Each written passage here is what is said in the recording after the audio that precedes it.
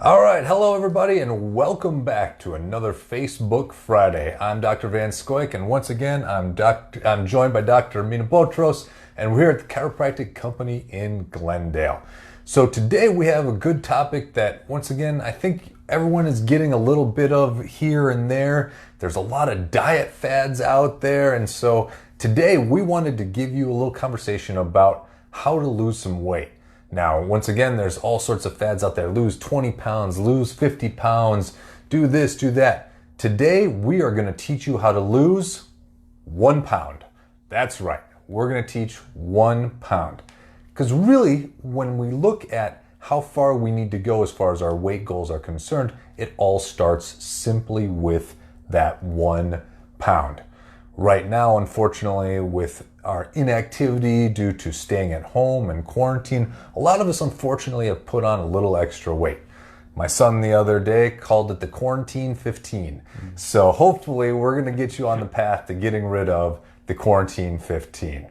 So today, let's talk about what really goes into a pound and what really needs to be done to lose a pound. Because when you look at the math, it really makes it a lot easier to say, okay, this is what I need to do on either a daily or weekly basis, okay?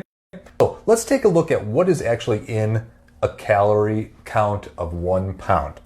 So within 1 pound, thank you for helping out, 1 pound equals 3,500 calories. All right. So what we need to do is if we want to lose 1 pound, we need to lose an excess of 3,500 calories. Now we can do that in a day, or we can do that in a week, or we can do that in a month, whatever your time frame is. But for us to lose 1 pound, this is what we need to do. So there's 2 different ways to do that. Either we take in less calories or we burn more calories.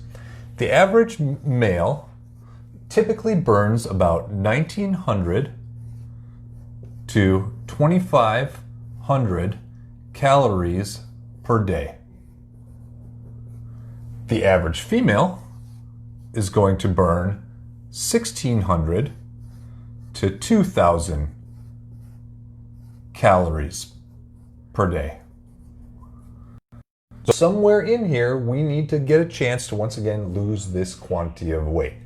Now, if we're only burning this amount, there's no way that we're going to do this in a day. So let's get a more realistic goal. Let's say we wanted to lose this in a week or 2 weeks. What we can do is we can take that number of calories that we need to lose to burn a pound and divide it by the number of days in a week, which means that each day we need to have a net loss of 500 more calories. If we wanted to do it in 2 weeks, once again, you're looking at about 250 calories per day. And that over time will accumulate to that 3,500 mark to lose 1 pound. This makes it a lot easier. This is a big number. These are much easier numbers. So once again, there's a couple different strategies that we can go about on a daily basis to achieve this net differential. Dr. Botros, talk to us a little bit about some of the things that we can do. So one of the simplest ways to be able to do this and to not feel like you're missing out on anything is to kind of trick your brain, trick your body, trick your hunger hormones. And a great way of doing that is by increasing your fiber.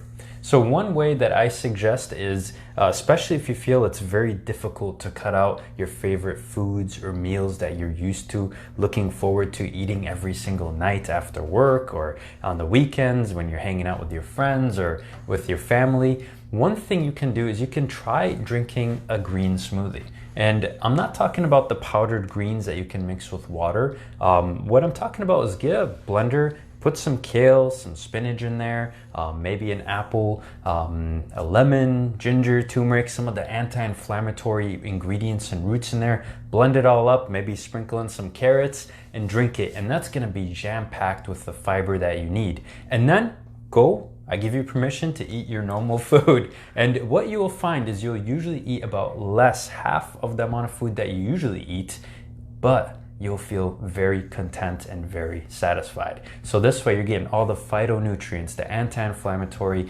vitamins and minerals and everything that you're getting, the high fiber, the hydration, and you get to eat out on some of your favorite foods without feeling deprived or low energy, or like you're cutting out anything that you really love. It's a great thing, great concept. And it's essentially what you're doing is you're looking to find foods that you really enjoy, blend them together, make it easy on your body to drink it, that are high in fiber. We all know that carbohydrates and sugars get burned very fast in your body. They get absorbed really quickly, so when you take them in, you don't feel full for very long. However, proteins and fibers, those kind of things stay inside your body and take longer to digest and absorb. So when you're having drinks like that, you'll feel full longer, you'll want to eat less naturally, but you'll feel better overall. And that, once again, will allow you to eat any of the other foods that you want to eat, or some of the foods that you want to eat, but once again, at a quantity that will start to bring down that caloric intake. Like I said, we need to have a net loss of calories. So if we can substitute better quality calories, that's going to help us achieve that goal. So once again, we can lower calories or we can increase burn. So we can do a couple different strategies as far as this is concerned. On a daily basis, there's simple things that you can do. There was a Harvard study that went out and said, all right, how many calories are really burned doing 30 minutes of each activity? So I'm going to give you a couple of ideas of things that you can do either on a daily basis or just for fun to try to add in a couple of those extra burns. So once again, here in Wisconsin, we like to bowl. And for a person who's 150 pounds, if you bowl for simply half an hour, you're going to burn an extra 120 calories. If you're someone that's a little bit larger, 180 pounds, you're going to burn 135 calories. What a great way to, once again, get out, have some fun on a daily basis, but do some bowling. Other activities, it's summertime. You might not want to go out or go inside and do some bowling, so throw a frisbee. Once again, just easily out in the park, throw a frisbee. You're actually going to burn virtually the exact same amount as you are doing some bowling. And you're outside, enjoying the sunshine, soaking up some vitamin D. Anything that you like to do? Any other activities that you have on your list that resonate with you? Absolutely. I love to go hiking, so I love walking in nature. Sometimes Lake Michigan on the beach, or some of the foresty areas that we have.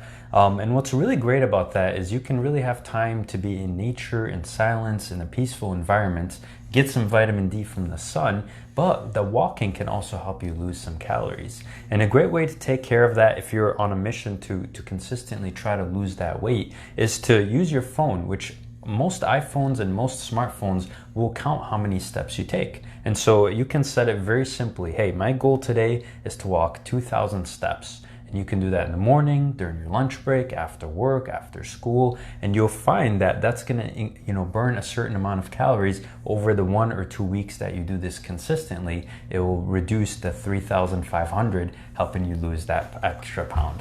For a 30-minute walk, if you're someone that, once again, is about 150 pounds, you're going to burn about 186 calories. If you're a little bit heavier, once again, you're going to burn about 220 calories. Now, this is walking for half an hour at a pace of about a 13-minute mile. Now, let's say you like to walk, but now you're like, hey, I'm feeling good. I want to do a little bit running. How much does that bump you up? Well, actually, that almost doubles the burning count. If you're going to run at a 10-minute mile instead of a 13-minute walk, you're actually going to burn 440 calories. So that's already almost that 500 point to what we're looking for. Now, if you're just going to do this once again for a 2-week basis, you're already way over that mark by adding in a half-hour run every day. Now, not everyone wants to do that. Some people are more content staying at home. They say, maybe I can do some activities around the house. So there's certain things like painting. Painting can also be very good. If you're going to do a decent room, paint for half an hour. Get out, getting about 200 calories as far as doing some weeding. Once again, a simple activity that really can go a long way with getting you to achieve your goal of 3,500 calories over whatever time frame you have. So once again, we encourage everyone, look at what they're doing, Try to find simple ways, simple things that you can do. Maybe eat a little bit more fiber, maybe replace a little bit less sugar, maybe be a little bit more active. But it all starts with getting that first pound. It all starts with changing that caloric count to start moving you in that positive direction. If I may add one more thing too, one thing that can be kind of discouraging when you're on a weight loss journey is the fluctuation of your weight from day to day, week to week. And so what we would recommend typically is if you're going to measure your weight, do it at the same time every single day. So most times we'd recommend, for example, do it first thing in the morning after you've gone to the bathroom, and try to keep that consistent so that way you're not full and it's not at the end of the day after dinner, before you ate lunch or anything like that. We can keep it pretty consistent and have a much more accurate way of gauging whether you're doing enough calorie burning and cutting your calories enough, or if something needs to be in fact tweaked. That's exactly right. Good data is good data. The better data that you can keep on yourself, the easier this will be and the better results you'll get. So for Dr. Botros and myself, once again, we encourage you to get out, be more active, eat healthier, live healthier lives. If you have any questions about that, feel free to give us a call. Hope you enjoyed our Facebook Friday. We'll be back again next week. Until that, take good care of yourselves and have a great rest of your day.